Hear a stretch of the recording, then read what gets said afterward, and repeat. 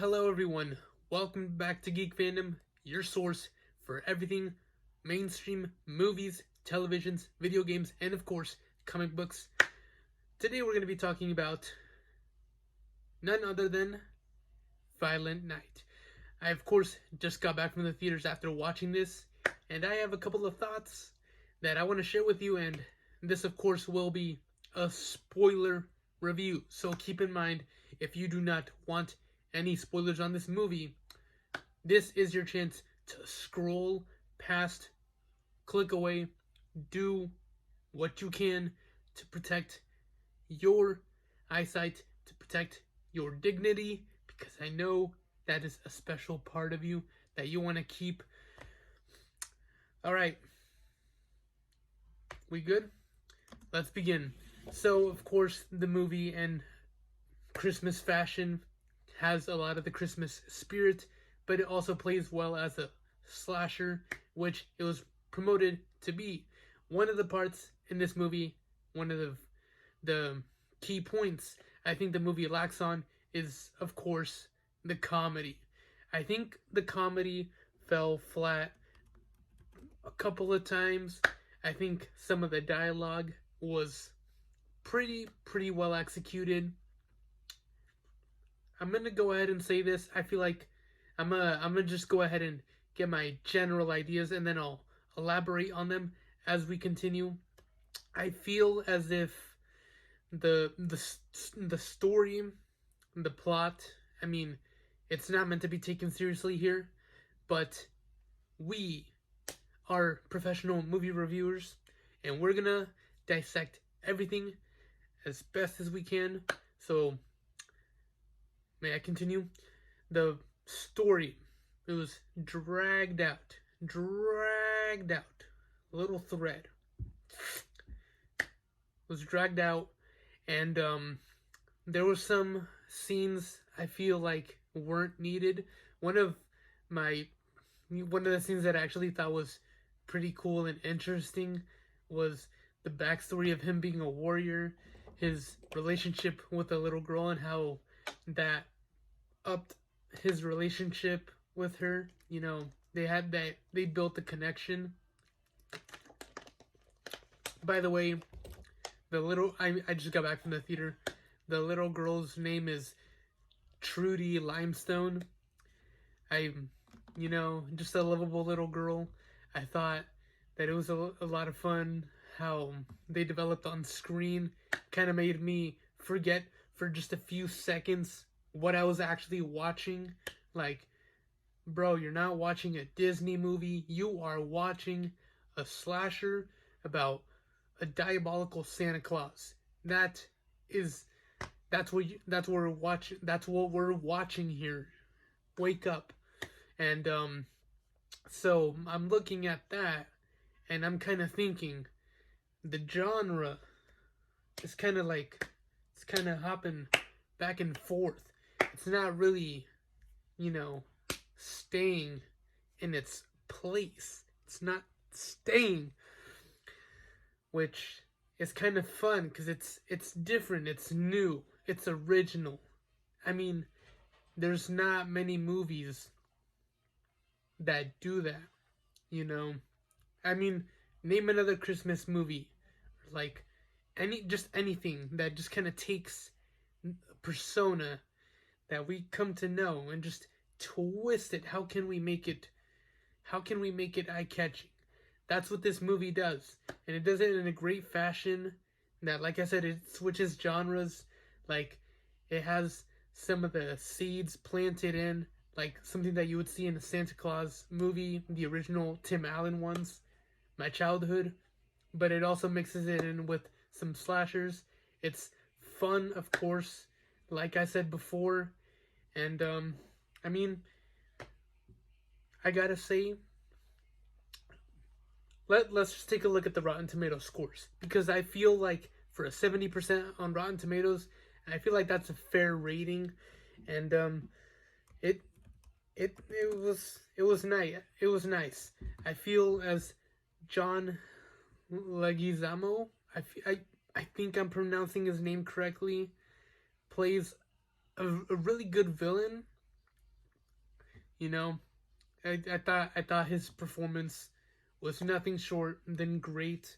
You know, he is making a comeback into Hollywood. You know, you love to see it. The ending, the whole nose tap thing, I felt it coming as soon as I saw the chimney. Like I said, everything plays out. We're looking at that scene alone. We're dissecting that scene where Santa Claus does the Christmas spirit magic to go into the chimney. Like, I knew you knew what to expect, but the tables turn on you. It's just a simple Disney-esque, Christmas spirit movie. But of course, it gives you that small taste of like what you're really watching. 'Cause wow, this movie was like really gory in some parts. Not in some parts, in a lot of parts. And then there was some scenes that kind of made me cringe. This movie just kind of makes you feel different things all at once. The switches of genres, it really gets to you. Alright, so the genres, of course. We're looking into the genres. I'm looking at the action. The action is there. There's a lot of there's some explosions, it deserves that sub. It deserves the action rating because there's a lot of action there, which ties into the thriller and the crime. I mean, crime, of course. Break-in, Jimmy, I don't remember his last name, played by John Leguizamo, if I'm saying that name correctly. I'm probably not. You guys are going to have to tell me in the comments down below. But the whole center of the crime story is interesting for a Christmas movie because, not many movies tend to do that. Although we do know a specific one, which just so happens to be my favorite, Die Hard. Crime, horror. I don't see the horror in it. It's more of a thriller and an action. Like the comedy, like I said, it falls flat. There's not too much comedy. We're gonna go ahead and end this off with me giving my personal 5 stars. Of course, I have it right here loaded. I'm gonna have to say this movie is at least... I'm gonna have to say it's a 3.5. A 3.5. Look, like I said, David Harbour, good casting choice, lots of fun. He was perfect. He plays well into what makes up the story. Whether that's into a slasher, and then it jumps back and forth. He's very flexible. And I mean, he just kind of looks the role. He was perfect. Don't see anyone else playing him. And John, we good? Alright, we're back. So, like I said before, John Leguizamo as Scrooge plays a good villain. He has a lot of meaningful interactions with the characters. Mainly Santa Claus. Trudy, almost forgot her name. Come on, man. You just got back from the movies. You should know this by now. You have it in front of you. Okay, so his interactions were pretty meaningful. There was actually a lot of development to his character, and he sold it as any good actor should.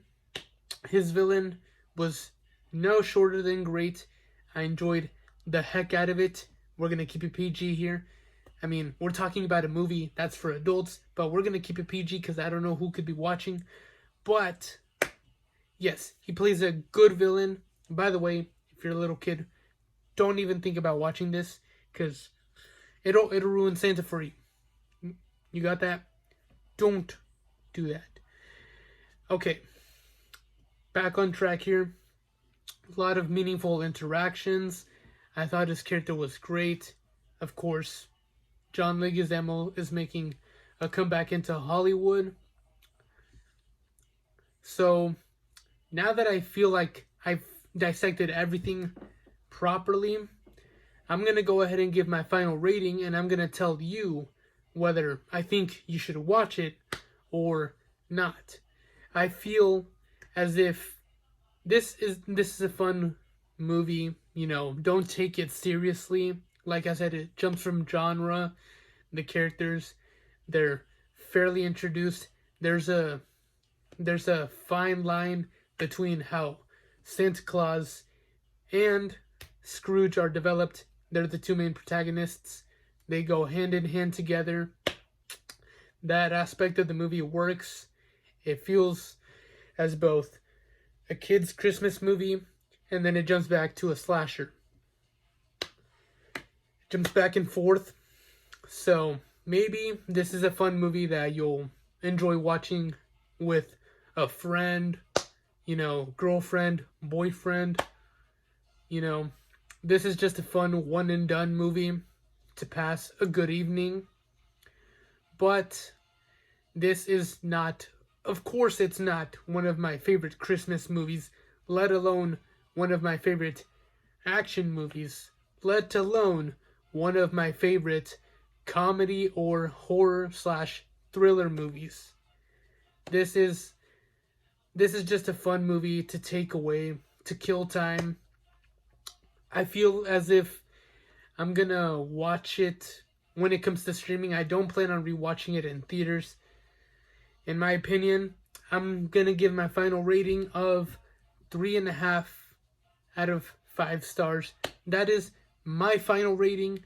Let me know if you guys have seen the movie already, and if you have, tell me what you think of it. Did you think it was good? Did you think it was bad? What did you think it was? Comment down below. And I think that is officially a wrap on me giving my review for Violent Night, released December 1st, 2022. This movie was awesome. Still got some good emotions out of it. Not a lot of comedy, but it hit in some of the feels where it was supposed to. I can feel it. I saw it. I saw it in the movie. But like I said, I don't plan on watching it until it comes into streaming.